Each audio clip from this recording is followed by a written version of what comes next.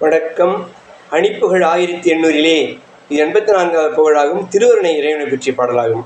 தனனதன தானதத்தம் தனனதன தானதத்தம் தனனதன தானதத்த தனதான பகலவனின் நீலமுற்றம் கதிரழகு போலுதித்தம் பருவமட மாதரிட்ட வழியோடி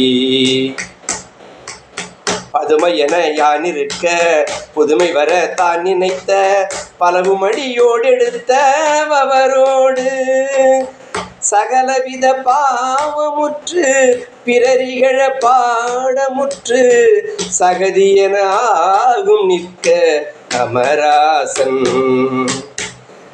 தருணமென ஆவி பற்றி நரகிலிடுமா சகற்றி தனிமயிலின் மீது உதித்து வரவேணும். தருணமென ஆவி பற்றி நரகிலிடும் ஆசகற்றி தனிமயிலின் மீது உதித்து வரவேணும்.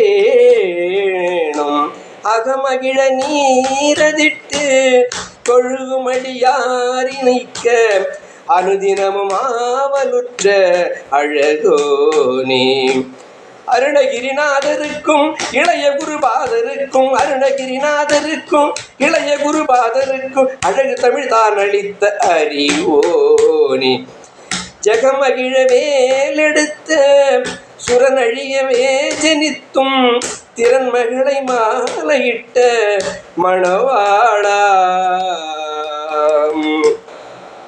திருவருண ஈசருக்கு சிறு புதல்வனாயுதித்து திருவருண ஈசருக்கு சிறு புதல்வனாயுதித்து சிலை மறவர் மாது மெச்ச பெருமாளே சிலை மறவர் மாது மெச்ச பெருமாளே முருகா.